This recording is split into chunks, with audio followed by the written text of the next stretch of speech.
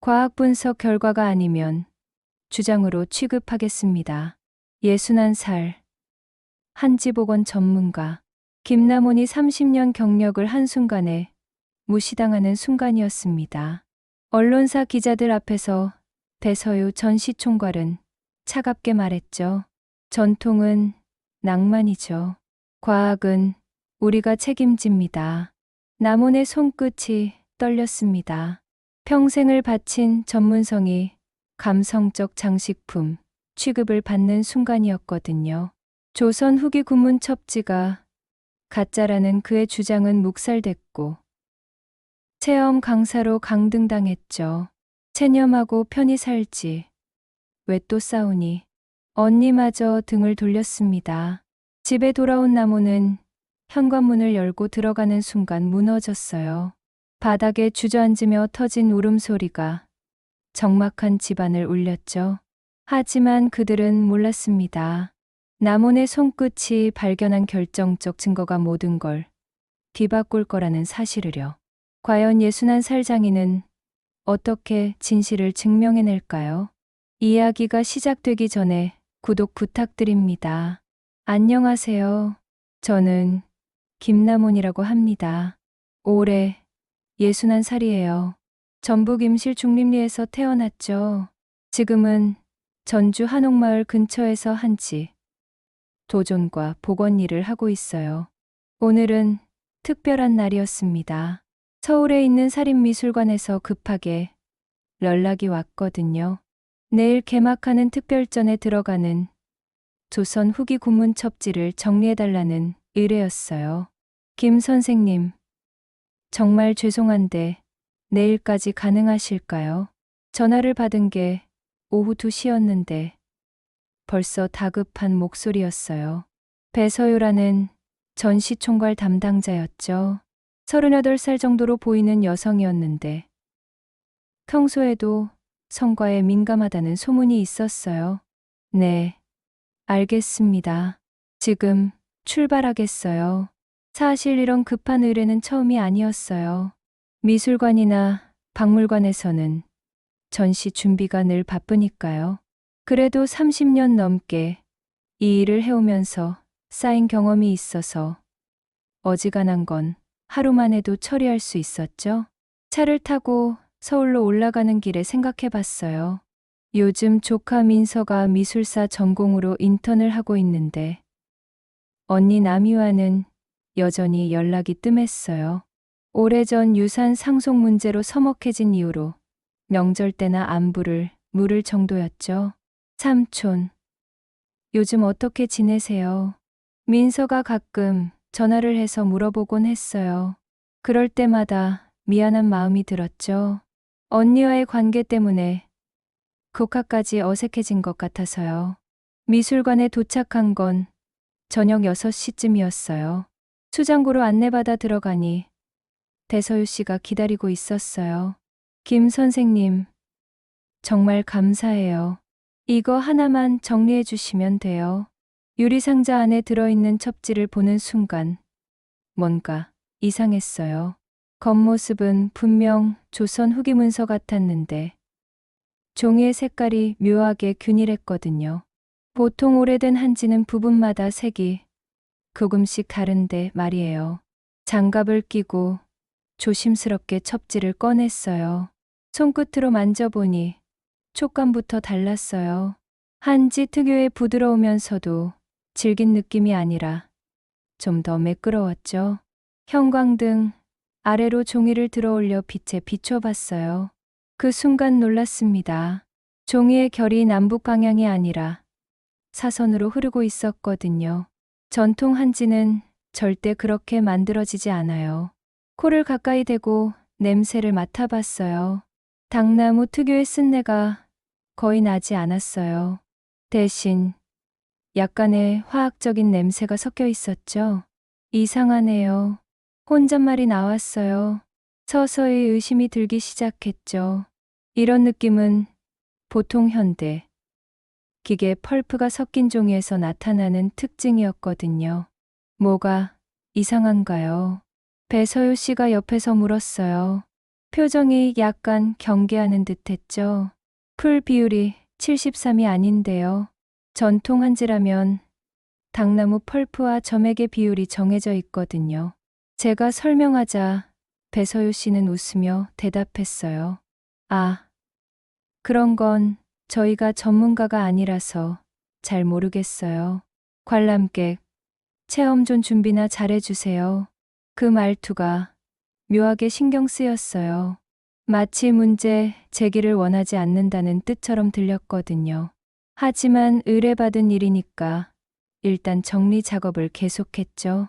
종이 표면의 먼지를 털어내고 습도를 조절하면서도 계속 이상한 기분이 들었어요. 30년 넘게 이 일을 해왔는데 이런 느낌은 처음이었어요. 손끝으로 종이의 두께를 확인하면서 생각해봤어요. 만약 이게 진짜 조선 후기 문서라면 섬유의 밀도가 다를 텐데 지금 만지고 있는 건 너무 균일했어요. 마치 기계로 만든 것처럼 말이에요. 선생님, 언제쯤 끝날까요? 배서유 씨가 계속 시간을 재촉했어요. 평소 같으면 이런 작업은 충분한 시간을 두고 세심하게 하는 건데 오늘은 왜 이렇게 급한지 모르겠었어요. 조금만 더 시간을 주세요. 정밀하게 확인해야 하는 부분이 있어서요. 내일 개막이라 시간이 없어요. 대충 정리만 해주시면 돼요. 대충이라는 말에 마음이 불편했어요. 평생 정성을 다해서 해온 일인데 대충 하라고 하다니. 그런데 상대방 입장도 이해는 됐어요. 전시 준비로 바쁠 테니까요. 결국 기본적인 정리만 마치고 작업을 끝냈어요. 하지만 마음속에는 계속 의문이 남아 있었죠. 이 첩지가 정말 진품일까 하는 의심 말이에요. 수고하셨어요. 비용은 내일 입금해 드릴게요. 배서유 씨는 서둘러 첩지를 다시 유리상자에 넣었어요. 그리고 수장고 문을 잠그면서 말했죠. 내일 개막식에도 오시면 좋겠어요. 정말 멋진 전시가 될 것 같아요. 미술관을 나서는 길에 뭔가 찜찜한 기분이 들었어요. 전문가로서의 직감이 계속 경고를 보내고 있었거든요. 하지만 확실한 증거가 있는 건 아니었죠. 집으로 돌아가는 차 안에서 생각해 봤어요. 만약 제 의심이 맞다면 어떻게 해야 할까요? 그런데 한편으로는 괜한 걱정일 수도 있겠다는 생각도 들었어요. 오늘 하루가 끝나갔지만 마음은 편치 않았어요. 내일 개막하는 전시가 과연 무사히 진행될까요? 그리고 제가 오늘 본 그 첩지는 정말 괜찮은 걸까요? 다음 날 아침 일찍 미술관에 도착했습니다. 개막식 준비로 분주한 와중에도 어제 그 첩지가 계속 마음에 걸렸어요. 한 번만 더 자세히 살펴보고 싶었거든요. 수장고로 향하는 길에 젊은 여성 한 명과 마주쳤어요. 24살 정도로 보이는 인턴이었는데 명찰에 정민서라고 적혀 있었죠. 안녕하세요. 어제 복원 작업해 주신 김남원 선생님이시죠? 네, 맞습니다. 저는 정민서예요. 미술사 전공하고 있어서 어제부터 관심 있게 지켜봤어요. 민서라는 이름을 들으니 반가웠어요. 혹시나 해서 물어봤죠. 성이 정씨면 혹시 전북 임실 쪽과 인연이 있나요? 네, 맞아요. 할머니가 임실 출신이세요. 그 순간 뭔가 통하는 게 있었어요. 같은 고향 사람을 만난 반가움이었을까요? 수장고에 들어가서 다시 첩지를 꺼냈어요. 어제는 시간에 쫓겨서 자세히 보지 못했던 모서리 부분을 돋보기로 살펴봤죠. 그런데 이상한 걸 발견했어요. 문서 가장자리에 미세한 톱니, 자국이 있었거든요. 전통 방식으로 자른 종이라면 절대 나올 수 없는 흔적이었어요. 이건 현대 절단기로 자른 거네요. 혼잣말이 나왔어요. 민서가 옆에서 궁금한 듯 물었죠. 뭔가 이상한 게 있나요? 좀 그렇네요. 민서 씨, 이 전시 관련 자료 좀 볼 수 있을까요? 이 문서가 어디서 온 건지 궁금해서요. 민서는 잠시 망설이더니 태블릿을 꺼냈어요. 제가 인턴이라 자세한 건 모르는데 공유받은 자료로는 홍보 사진 몇 장이 전부예요. 화면에 나온 건 전시, 포스터와 단체, 촬영 사진뿐이었어요. 정작 중요한 문헌 출처나 대여 경위는 어디에도 없었죠. 대여 확인서 같은 건 없나요? 그런 건 저희 인턴은 접근할 수 없어요. 배 팀장님이 직접 관리하시거든요. 그때 배서유 씨가 수장고로 들어왔어요. 표정이 어제보다 더 날카로워 보였죠. 김 선생님, 뭘 하고 계신 거예요? 어제 작업이 좀 미흡한 것 같아서 다시 한번 확인하려고요. 이미 끝난 일인데 왜 자꾸 건드리세요? 배서유 씨의 말투가 명백히 불쾌해하고 있었어요. 그런데 저는 전문가로서 확인해야 할 게 있었거든요. 그런데 이 문서 대여 확인서 원본을 좀 볼 수 있을까요? 복원 작업할 때는 출처를 정확히 알아야 해서요. 그건 기밀 사항이에요. 선생님이 알 필요 없죠. 전 이 일을 30년 넘게 해왔는데 출처 확인 없이 작업한 적은 없어요. 배서유 씨가 갑자기 목소리를 높였어요. 선생님, 지금 뭘 의심하시는 거예요? 저희 미술관을 믿지 못하시는 건가요? 그런 게 아니라 전문가로서 확인해야 할 절차가 있다는 거죠. 절차요. 선생님이 뭔데 우리 내부 자료를 요구하세요. 분위기가 급격히 나빠졌어요. 민서가 어쩔 줄 몰라 하며 뒤로 물러섰죠. 이 문서 모서리를 보세요. 현대, 절단기로 자른 흔적이 있어요. 돋보기를 건네며 설명했지만 배서유 씨는 거들떠보지도 않았어요. 그런 건 중요하지 않아요. 선생님 일은 어제로 끝났어요. 하지만 종이의 결 방향도 이상하고 냄새도 전통 한지와 달라요. 손끝이 틀렸다는 걸 증명해봐요. 배서유 씨가 도전적으로 말했어요. 그 순간 머릿속이 하얘졌죠. 30년 경력을 무시하는 말이었거든요. 지금부터 이 작업실 출입 금지예요. 개막식 준비에 방해되거든요. 잠깐만요. 제가 뭔가 잘못했나요? 업무 방해예요. 경비실에 연락해서 출입을 막겠어요. 민서가 난처한 표정으로 저를 바라봤어요. 그 눈빛에서 미안함과 당황스러움이 동시에 느껴졌죠. 선생님, 일단 나가시는 게 좋을 것 같아요. 작은 목소리로 말하는 민서에게 고개를 끄덕였어요. 더 이상 여기 있어봤자 상황만 악화될 것 같았거든요. 수장고를 나서면서 뒤를 돌아봤어요.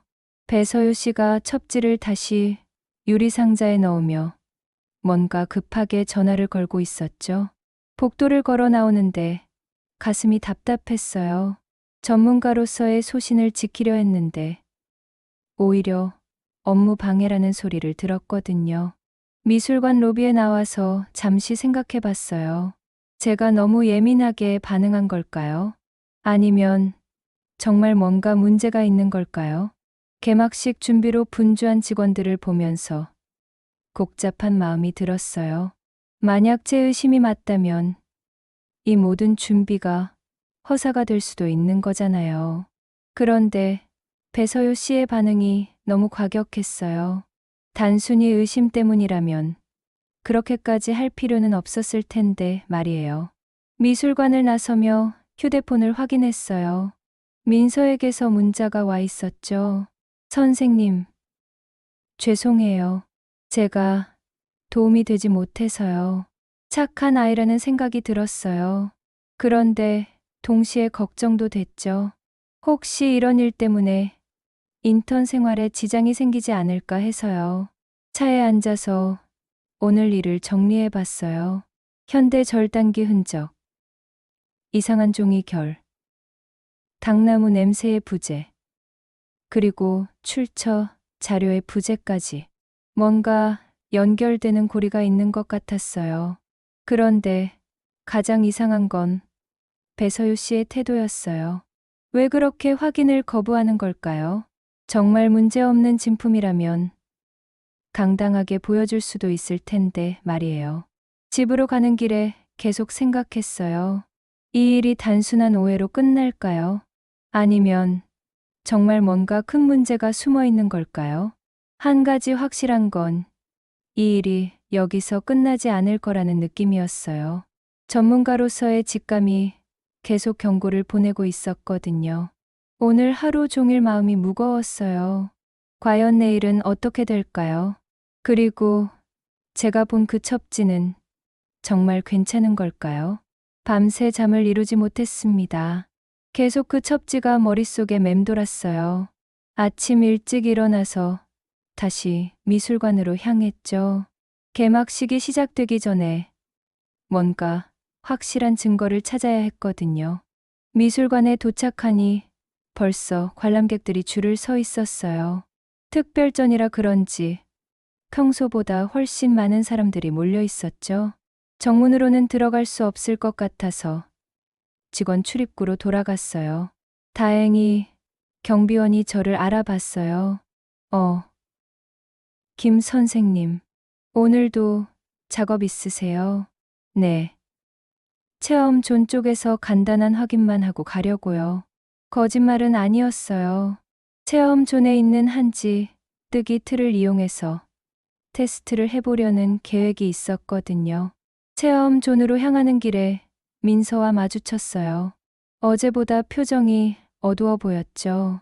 선생님, 어제는 정말 죄송했어요. 괜찮아요. 민서 씨 잘못이 아니니까요. 그런데 배 팀장님이 오늘 아침에 따로 부르더라고요. 선생님 관련해서 말 조심하라고 하시면서요. 그 말을 듣고 마음이 무거워졌어요. 괜한 일에 이 착한 아이까지 휘말리게 한 것 같아서요. 민서 씨, 혹시 시간 되면 도서관에서 조선 후기 문서 관련 자료 좀 찾아주실 수 있을까요? 특히 워터마크에 대한 자료요. 워터마크요. 네. 투명 낙인이라고도 하는데 종이에 새겨넣는 표시예요. 진품 여부를 확인하는 중요한 단서거든요. 민서가 고개를 끄덕였어요. 알겠어요. 제가 찾아볼게요. 체험존에 도착해서 주변을 살펴봤어요. 다행히 아직 체험 프로그램이 시작되기 전이라 조용했죠. 한지뜨기 틀과 각종 재료들이 준비되어 있었어요. 당나무 펄프와 물풀을 섞어서 작은 시험지를 만들기 시작했어요. 어제 본 첩지와 같은 조건으로 만들어 보려는 거였죠. 풀의 비율을 조금씩 바꿔가면서 여러 개를 만들었어요. 시험지가 마르는 동안 다른 테스트도 해봤어요. 젖은 상태에서 약간의 힘을 가해보는 거였죠. 진짜 닭한지라면 결 방향으로만 말림이 와야 하는데 펄프가 섞인 종이는 사방으로 구김이 생기거든요. 1시간 정도 지나서 시험지들이 어느 정도 말랐어요. 물을 묻힌 붓으로 살짝 적셔보니 예상대로였어요. 닭한지는 결 방향으로만 부드럽게 말렸는데 펄프가 섞인 건 여러 방향으로 주름이 잡혔죠. 역시나 혼잣말이 나왔어요. 어제 본 첩지의 특성과 정확히 일치했거든요. 그때 민서가 도서관에서 돌아왔어요. 두꺼운 책 몇 권을 들고 있었죠. 선생님, 찾았어요. 워터마크 관련 자료요. 정말요? 뭐가 나왔나요? 조선 후기에도 중요한 문서에는 간혹 투명 낙인을 사용했다고 해요. 특히 왕실 문서나 관청 공문에서요. 그럼 군문 첩지에도 있어야 하는 거네요. 네, 맞아요.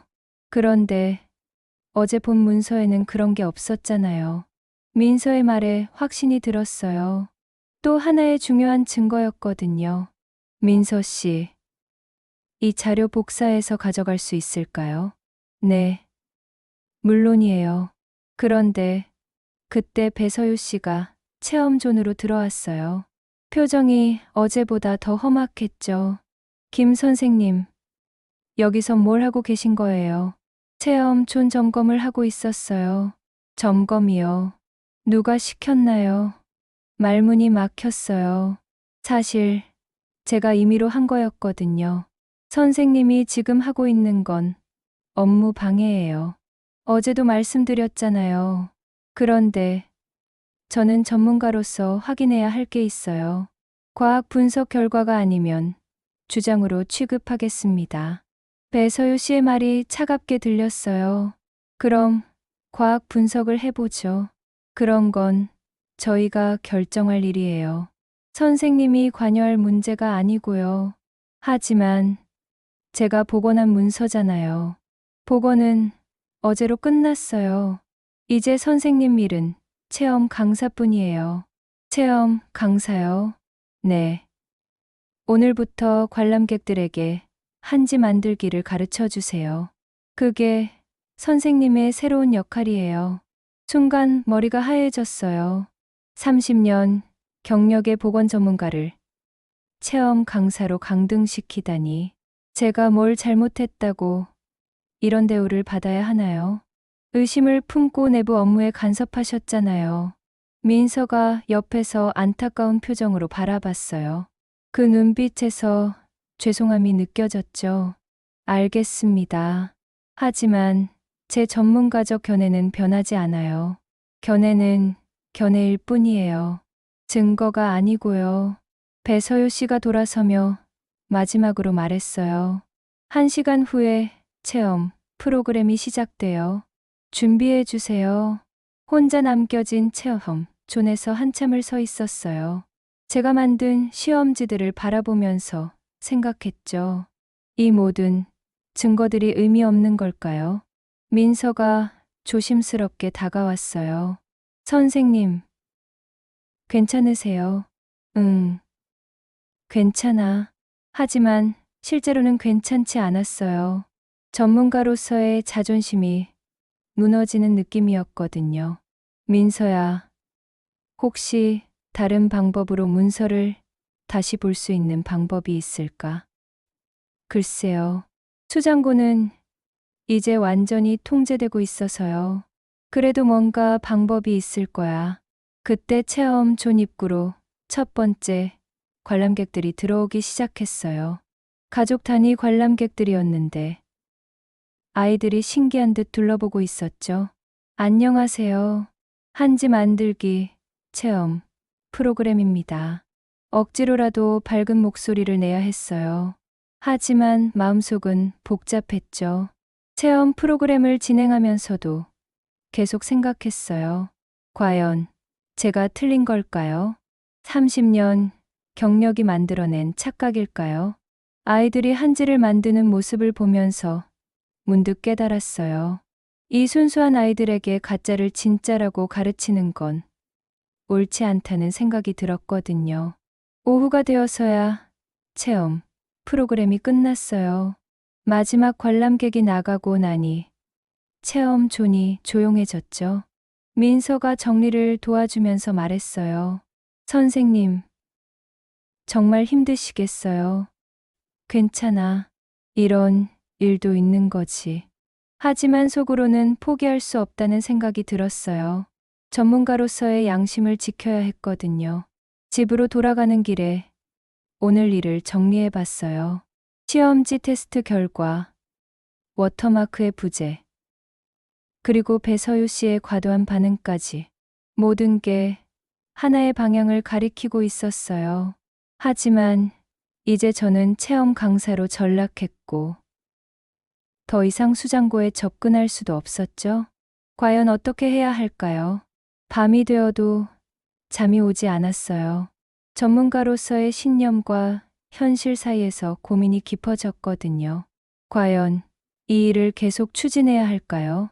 아니면 그냥 포기해야 할까요? 전시 개막 당일 아침이 밝았습니다. 미술관 앞에는 벌써부터 많은 사람들이 줄을 서 있었어요. 특별전이라는 말에 걸맞게 언론사 기자들과 문학의 인사들도 보였죠. 저는 체험존에서 하루 종일 아이들을 상대해야 했어요. 한지 만들기 도구들을 정리하면서 마음이 무거웠죠. 30년간 쌓아온 전문가로서의 자부심이 하루아침에 무너진 기분이었거든요. 첫 번째 체험 그룹이 들어왔어요. 초등학생들과 부모님들이었죠. 아이들이 신기한 듯 주변을 둘러보고 있었어요. 안녕하세요. 오늘 한지 만들기를 함께 해볼 거예요. 목소리가 평소보다 작게 나왔어요. 어떻게든 밝게 해보려고 했지만 쉽지 않았죠. 선생님, 이게 진짜 옛날 종이에요. 한 아이가 당나무 펄프를 만지며 물었어요. 네, 맞아요. 우리 조상들이 사용하던 전통 방식이에요. 설명을 하면서도 마음 한구석이 아팠어요.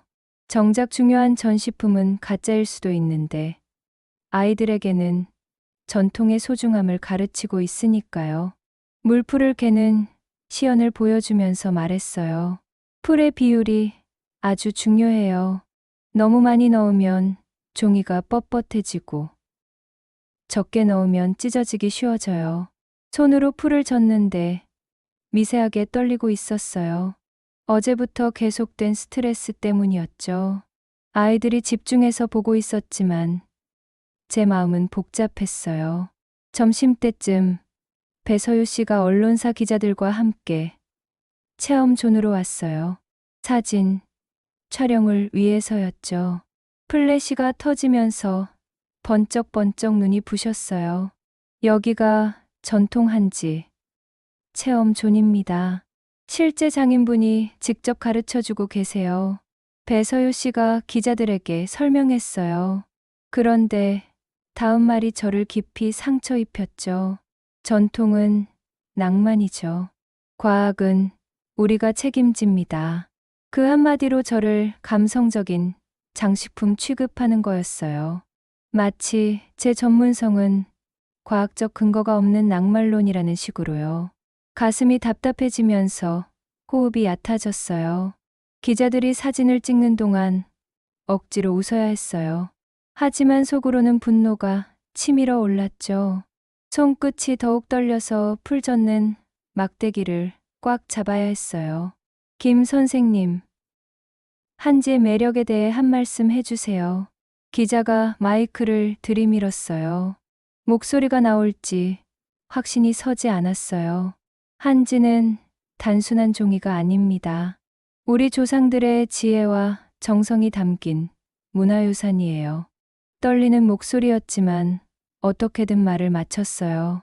과학적 분석도 중요하지만 전통 기법의 가치를 인정해야 한다는 말씀인가요? 네, 그렇습니다. 배서유 씨가 옆에서 끼어들었어요. 물론 전통의 가치는 소중하죠.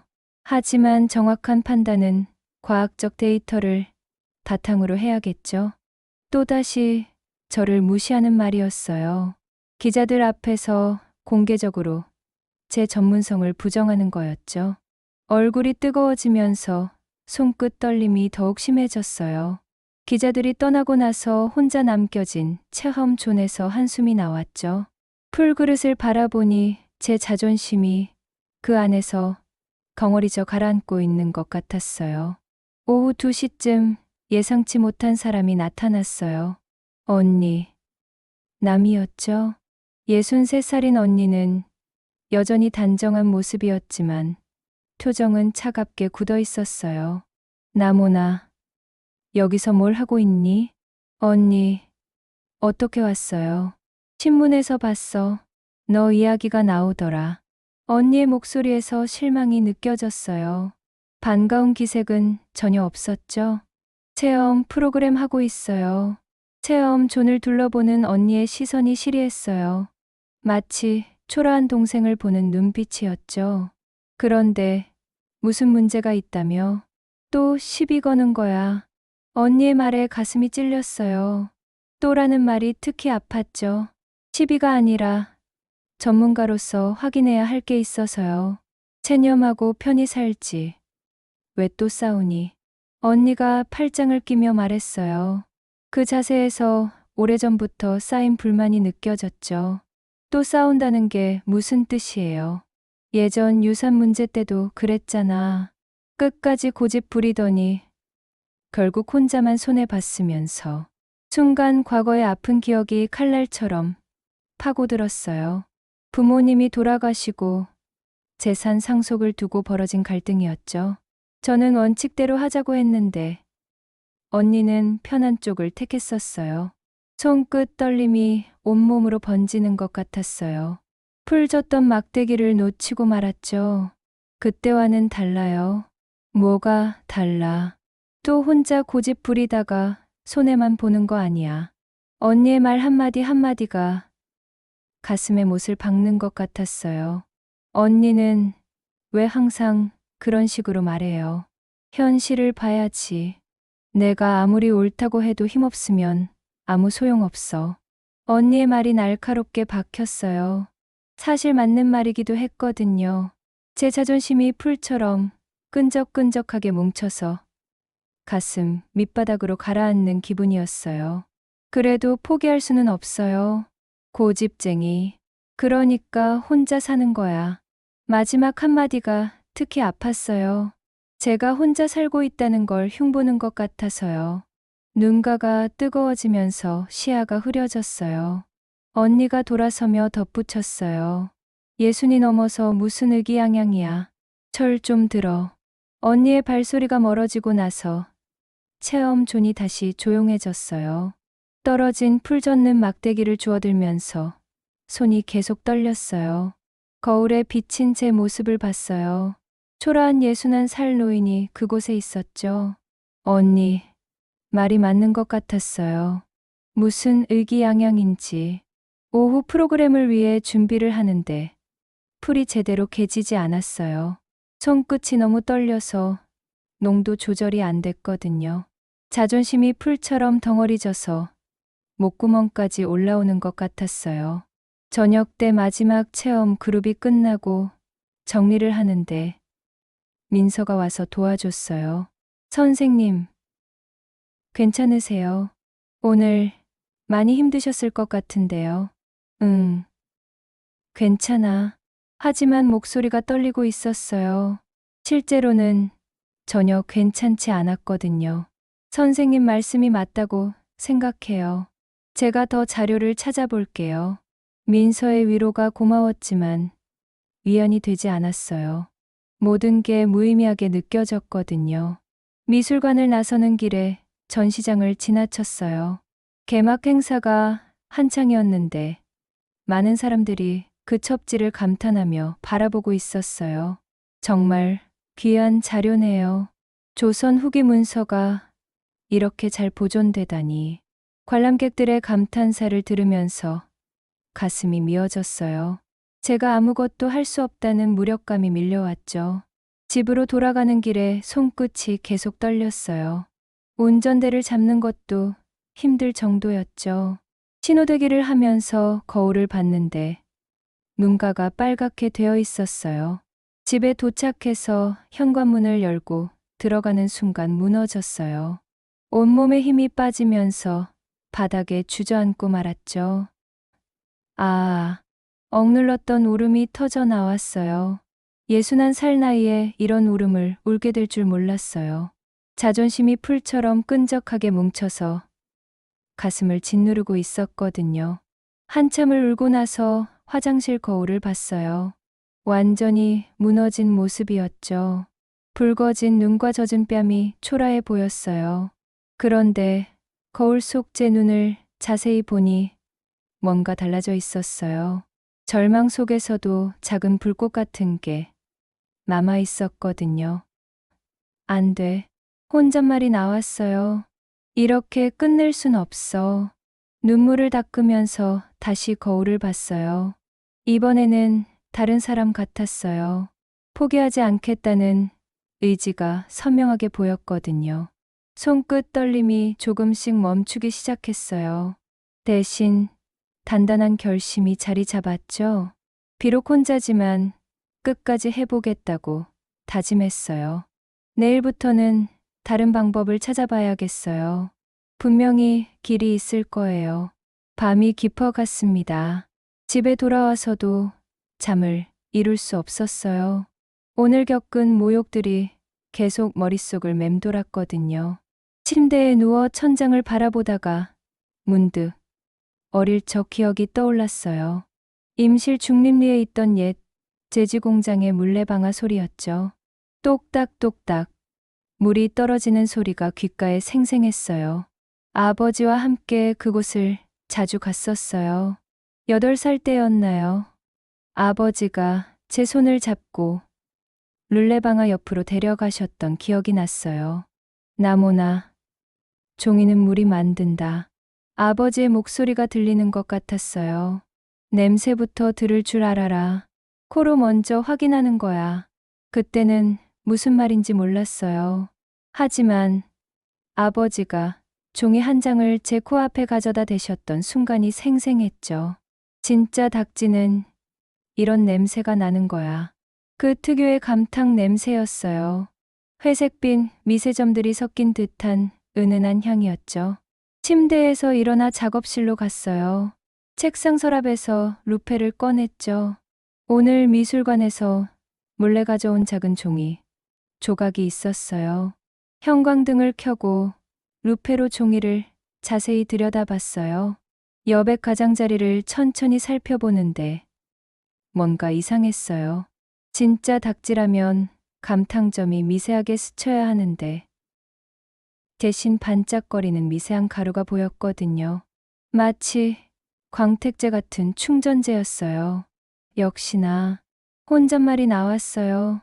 아버지가 가르쳐 주신 대로였죠.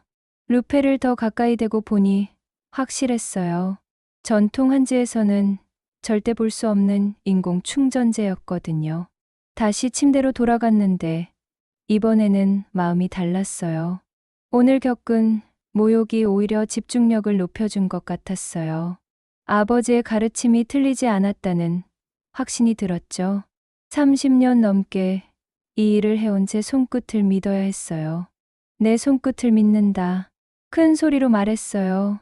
어둠 속에서도 제 목소리가 확신에 차 있었죠. 물레방아 소리가 다시 들리는 것 같았어요. 아버지와 함께했던 그 시간들이 지금 저를 지켜주고 있는 기분이었어요. 오늘은 모욕당했지만 내일은 다를 거예요. 제 전문성을 증명할 기회가 반드시 올 거라고 믿었거든요. 루페를 손에 쥐고 잠자리에 들었어요. 내일부터는 더 확실한 증거를 찾아야겠어요. 다음 날 아침 일찍 미술관에 도착했습니다. 어젯밤 루페로 확인한 미세 충전재의 증거가 확신을 줬어요. 이제 더 확실한 방법으로 진실을 밝혀야 했죠. 체험존에서 준비를 하고 있는데 민서가 왔어요. 표정이 평소보다 진지해 보였죠. 선생님, 어젯밤에 더 자료를 찾아봤는데요. 뭔가 나왔나요? 워터마크 관련해서 중요한 걸 발견했어요. 조선 후기 군문 첩지에는 반드시 물표라는 물결 무늬가 들어간다고 해요. 민서의 말에 마음이 뛰었어요. 또 하나의 중요한 단서였거든요. 민서 씨, 혹시 오늘 특별한 교육 프로그램을 해볼까요? 어떤 프로그램이요? 한지와 모조지 구분법이요. 관람객들에게 직접 보여주는 거예요. 민서가 눈을 반짝였어요. 좋은 아이디어네요. 그런데 문제 문서를 어떻게 써요? 복제본을 만들어서 쓰면 돼요. 원본 훼손 방지 차원에서요. 민서가 고개를 끄덕였어요. 다행히 어제 가져온 작은 조각으로 비슷한 샘플을 만들 수 있었거든요. 오전 10시쯤 첫 번째 관람객 그룹이 도착했어요. 가족 단위 관람객들과 미술에 관심 많은 대학생들이었죠. 오늘은 특별히 전통 한지와 현대, 종이를 구분하는 방법을 배워보겠어요. 시연을 시작하면서 마음이 조금 떨렸어요. 이번이 진실을 밝힐 중요한 기회였거든요. 먼저 전통적인 방법으로 확인해 보겠습니다. 작은 등잔에 불을 켜고 송진을 조금 태웠어요.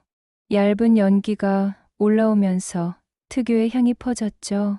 이 연기로 종이를 살짝 그을려 보면 섬유의 특성을 알 수 있어요. 진짜 닭지 샘플을 연기에 가까이 대자 길고 부드러운 섬유들이 선명하게 드러났어요. 마치 살아있는 것처럼 자연스럽게 뻗어 있었죠. 우와, 신기해요. 한 아이가 감탄했어요. 이번에는 다른 종이를 해볼게요. 문제 문서의 복제본을 같은 방법으로 처리했어요. 그런데 결과는 완전히 달랐죠. 짧고 울퉁불퉁한 펄프, 섬유들이 거칠게 솟아올랐거든요. 완전히 다르네요. 대학생 한 명이 말했어요. 다른 관람객들도 차이를 확실히 알 수 있었죠.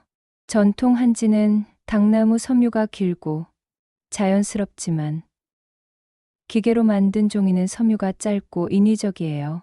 설명을 하면서 관람객들의 반응을 살폈어요. 모두들 집중해서 보고 있었죠. 이번에는 또 다른 방법을 보여드릴게요. 형광등을 끄고 등잔 불빛만 남겼어요. 그리고 진짜 한지를 빛에 투과시켜 봤죠. 전통 한지에는 물표라고 하는 자연스러운 물결 무늬가 들어있어요. 빛에 비춘 한지에서 아름다운 물결 패턴이 드러났어요. 마치 강물이 흐르는 것 같은 자연스러운 무늬였죠. 정말 예쁘네요. 어머니, 한 분이 말했어요. 이제 다른 종이도 봐볼까요? 문제 문서 복제본을 같은 방식으로 빛에 비춰봤어요. 하지만 물결 무늬는 없었고 대신 기계적으로 균일한 프레스 무늬만 보였죠. 이건 무늬가 없네요. 맞아요. 기계로 만든 종이는 이런 자연스러운 물표가 없어요. 관람객들이 웅성거리기 시작했어요. 차이가 너무 명확해서 누구나 알 수 있었거든요. 그런데 그때 배서유 씨가 체험존으로 들어왔어요.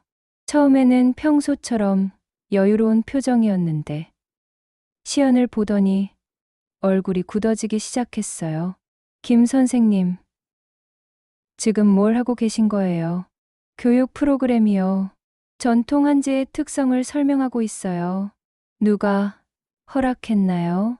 목소리가 날카로워졌어요. 관람객들이 어리둥절해하며 상황을 지켜봤죠. 체험 프로그램은 제 담당 업무잖아요. 하지만 이런 내용은 사전 협의가 필요해요. 배서유 씨가 다가오면서 시연 도구들을 정리하려고 했어요. 하지만 관람객들이 더 보고 싶어 했죠. 선생님, 더 보여주세요. 정말 신기해요. 대학생이 말했어요. 다른 사람들도 동조했죠. 네, 조금만 더 해볼게요. 배서유 씨의 반대에도 불구하고 계속했어요. 이번에는 더 확실한 증거를 보여줄 차례였거든요. 혹시 여러분, 휴대폰 플래시 기능 켜주실 수 있나요? 관람객들이 휴대폰을 꺼내서 플래시를 켰어요. 여러 개의 밝은 빛이 체험존을 환하게 밝혔죠. 이렇게 강한 빛으로 보면 더 선명해져요. 진짜 한지를 여러 각도로 비춰보니 물표가 더욱 뚜렷하게 드러났어요. 복잡하고 아름다운 물결 패턴이 춤추는 것 같았죠. 와, 진짜 예술품 같아요. 한 관람객이 감탄했어요. 반면 문제 문서 복제본은 아무리 비춰봐도 그런 무늬가 없었어요. 오히려 기계적인 균일성만 더욱 도드라졌죠. 이 차이를 보세요. 하나는 자연스럽고 하나는 인위적이에요. 관람객들이 휴대폰으로 사진을 찍기 시작했어요. 증거가 실시간으로 기록되고 있었죠. 배서유 씨의 얼굴이 점점 창백해졌어요. 시선이 계속 관람객들의 휴대폰을 향했죠. 선생님들, 사진 촬영은 금지예요. 급하게 말했지만 이미 늦었어요. 관람객들은 이미 충분히 촬영했거든요. 왜 사진을 못 찍어요? 교육 프로그램인데 한 아버지가 의아했어요. 규정상 그렇습니다. 배서유 씨가 어색하게 웃으며 둘러댔어요. 하지만 그 표정에서 당황스러움이 역력했죠. 민서가 옆에서 제게 작은 목소리로 말했어요. 선생님, 성공한 것 같아요. 정말 그랬어요. 관람객들 모두가 차이를 명확히 확인했고 그 증거가 휴대폰에 기록됐거든요. 여러분, 오늘 보신 것처럼 전통과 현대는 이렇게 구분됩니다. 시연을 마무리하면서 뿌듯했어요.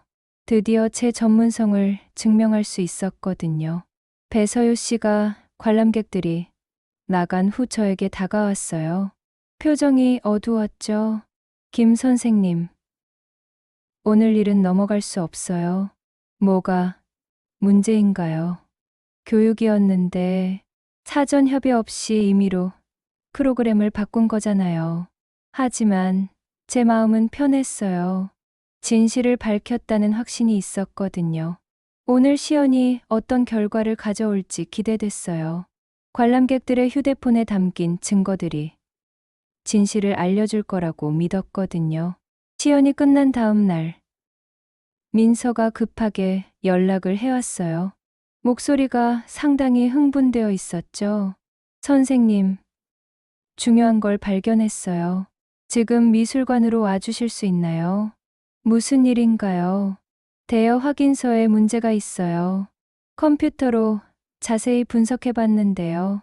민서의 말에 가슴이 뛰었어요. 또 다른 증거를 찾은 것 같았거든요. 미술관에 도착해서 민서를 만났어요. 노트북 화면에는 여러 서류들이 열려 있었죠. 여기 보세요. 대여 확인서의 스캔본과 원본 서명을 비교해 봤어요. 화면을 가리키며 설명했어요. 필압이 완전히 달라요. 원본은 볼펜으로 쓴 것 같은데 스캔본은 사인펜 같은 걸로 다시 그린 거예요. 정말 그랬어요. 두 서명의 굵기와 압력이 명확히 달랐죠. 그리고 더 중요한 건 대여처예요. 공식 기관이 아니라 개인 소장자를 통한 거였어요. 개인 소장자요? 네. 중간에 브로커가 끼어 있는 것 같아요. 정식 절차가 아니라 편법거래였던 거죠. 민서의 발견이 모든 퍼즐을 맞춰주고 있었어요. 어제 시연에서 확인한 물리적 증거와 지금 나온 서류상 증거가 일치했거든요. 민서 씨, 이 자료들 복사해서 가져갈 수 있을까요? 네. 당연히요. 저도 이상하다고 생각했거든요. 그 순간 배서유 씨가 사무실로 들어왔어요. 얼굴이 많이 상해 있었죠. 김 선생님, 여기서 뭘 하고 계신 거예요? 자료 확인하고 있어요. 무슨 자료요? 민서가 당황해하며 노트북 화면을 가렸어요. 하지만 배서유 씨가 이미 본 듯했죠. 정민서 씨, 지금 뭘 보여드린 거예요? 그냥 업무 자료인데요. 업무 자료를 외부인에게 보여주면 어떻게 해요? 배서유 씨의 목소리가 높아졌어요. 하지만 이미 늦었죠. 필요한 증거는 다 확보했거든요. 배 팀장님, 이 서류들에 대해 설명 좀 해주실 수 있나요? 대여 확인서 사본을 들어보이며 물었어요. 그런 건 기밀사항이에요. 하지만 전시된 유물의 진위가 의심스러운 상황인데요. 의심이요. 무슨 근거로요? 어제 시연에서 확인했잖아요.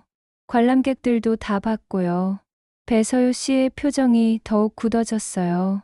그날 오후 저는 감정기관에 정식 신고를 했어요. 어제 관람객들과 함께 찍은 시연 영상, 섬유 사진, 그리고 수본 처리 로그를 모두 첨부했죠. 30년 경력의 한치 보건 전문가로서 해당 문서가 모조품일 가능성이 높다고 판단합니다. 신고서를 작성하면서 마음이 무거웠어요. 하지만 전문가로서 해야 할 일이었거든요. 이틀 후 감정기관에서 정밀 분석 결과가 나왔어요. 제 판단이 맞았다는 내용이었죠. 현대 기계 펄프가 혼입되었고 인공 충전재가 검출되었다는 거였어요. 그날 저녁 뉴스에서 이 사건이 보도됐어요. 서울의 한사립미술관에서 전시 중이던 조선 후기 군문 첩지가 모조품으로 판명됐습니다. 화면에 미술관 모습이 나왔어요. 한지 보건 전문가의 신고로 시작된 이번 조사에서 해당 문서는 선대 기술로 제작된 모조품인 것으로 확인됐습니다. 다음 날 미술관은 공식 사과문을 게재했어요. 관람객 여러분께 깊이 사과드립니다. 전시품 검증 과정에서 미흡한 점이 있었습니다. 배서유 씨는 직무 정지 처분을 받았어요. 그동안 과학 분석을 방패로 삼아 제 전문성을 무시했던 말들이 부메랑이 되어 돌아온 거였죠. 일주일 후 예상치 못한 손님이 제 작업실을 찾아왔어요. 언니, 남이었죠. 오랜만에 보는 언니의 얼굴에 미안함이 가득했어요. 나모나, 언니, 어떻게 여기까지 왔어요? 뉴스 봤어. 내가 옳았구나. 언니가 작업실을 둘러보며 말했어요. 벽에 걸린 아버지의 한지 도구들을 바라보는 시선이 오래 머물렀죠. 미안해. 지난번에 너무 심하게 말했지. 언니, 아버지가 물려주신 한지 틀 내가 가져. 언니가 조용히 말했어요. 언니도 아버지 유품인데요. 난 너처럼 못해. 그런 걸 지켜낼 능력도 없고. 언니의 목소리가 조금 떨렸어요. 내가 아버지를 닮았어. 끝까지 옳은 일을 하려고 하잖아. 언니의 말에 가슴이 뭉클했어요. 예전에 유산 문제 때도 그랬지. 난 편한 쪽을 택했는데 넌 원칙을 지키려고 했어. 언니, 그때 일은 이제 잊어요. 못 잊어. 내가 비겁했거든. 언니가 한지틀을 제 손에 쥐어줬어요. 아버지의 체온이 아직 남아있는 것 같았죠. 이번 일로 깨달았어. 세상에는 내 같은 사람이 필요하다고. 언니, 앞으로는 내 편이 될게. 늦었지만 언니와 화해하고 나니 마음이 한결 가벼워졌어요. 오랫동안 가슴에 있던 응어리가 풀린 기분이었거든요. 며칠 후 민서가 제 작업실을 찾아왔어요.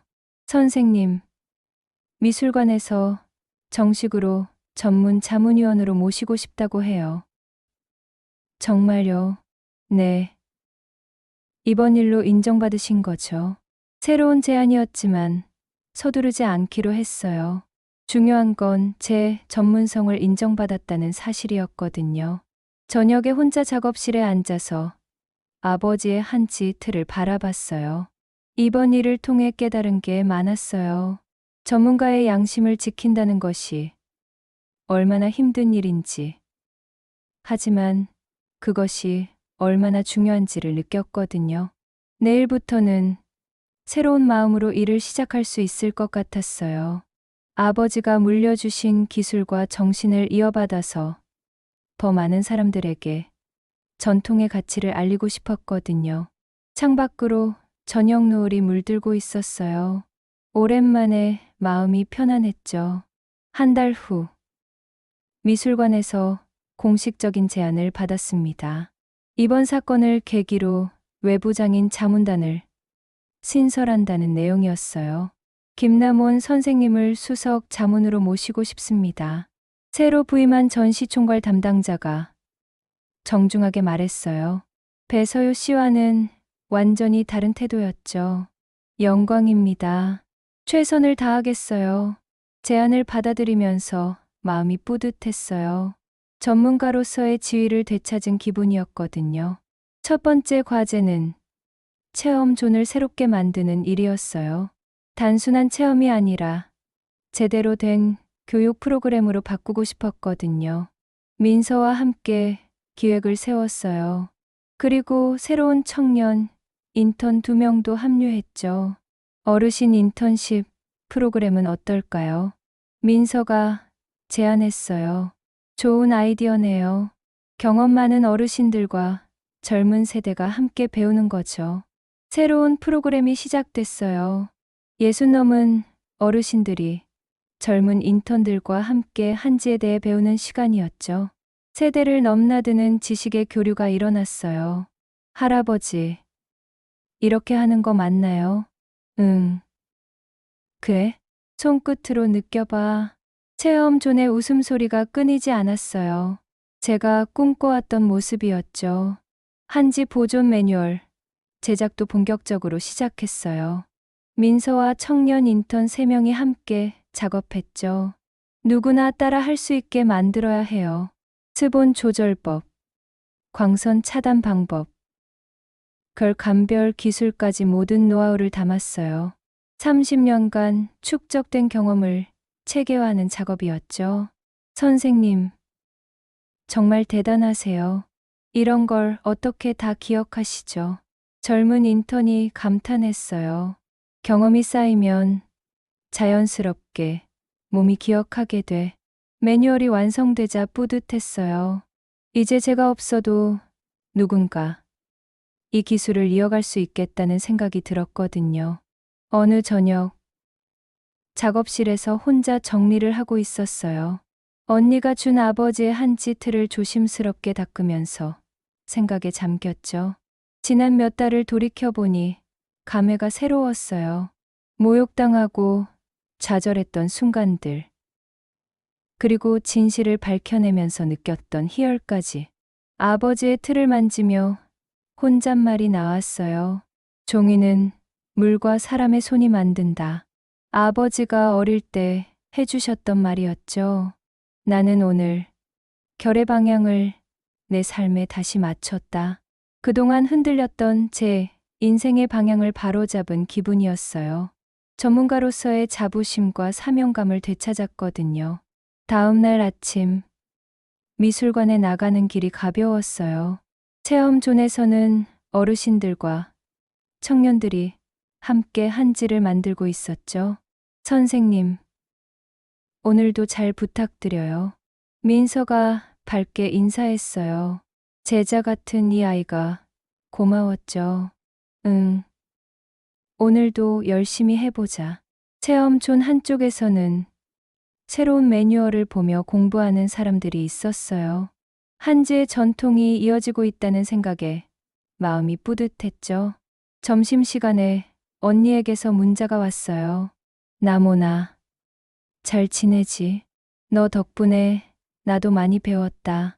언니와의 관계도 회복되고, 일도 새롭게 시작하고, 젊은 세대에게 기술을 전수할 기회까지 생겼어요. 오후에는 새로운 전시 준비회의가 있었어요. 이번에는 진짜 전통 한지로만 구성된 특별전이었죠. 김 선생님의 자문 덕분에 확실한 전시를 만들 수 있겠어요.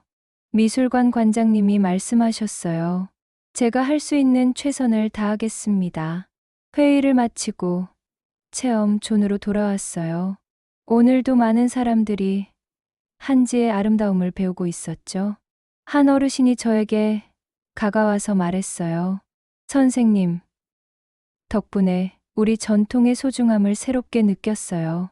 그런 말을 들을 때마다 이 일을 하길 잘했다는 생각이 들었어요. 저녁이 되어 미술관을 나서면서 하늘을 올려다봤어요. 별들이 반짝이고 있었죠. 아버지도 저를 보고 계실 것 같았어요. 집으로 돌아가는 길에 작은 카페에 들렀어요. 창가 자리에 앉아 따뜻한 차를 마시며 오늘을 정리했죠. 61살의 새로운 시작이라니, 나이가 들어도 배우고 성장할 수 있다는 걸 몸소 느꼈어요.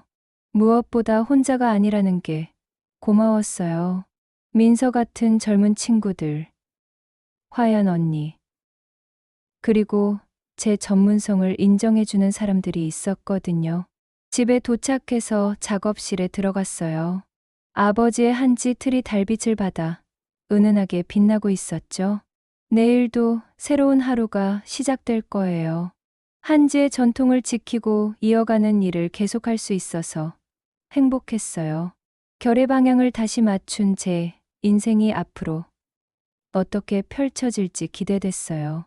인생이 한순간씩 틀어질 수도 있겠지만 다시 결을 맞춰가다 보면 또 다른 인생이 펼쳐질 거예요. 그러니 여러분 모두 너무 힘들어하지 않으셨으면 좋겠습니다. 제가 준비한 이야기는 여기까지입니다. 영상을 끝까지 함께 해주셔서 고맙습니다. 저는 AI 나레이션 김희연이었습니다. 구독과 좋아요 부탁드립니다. 감사합니다.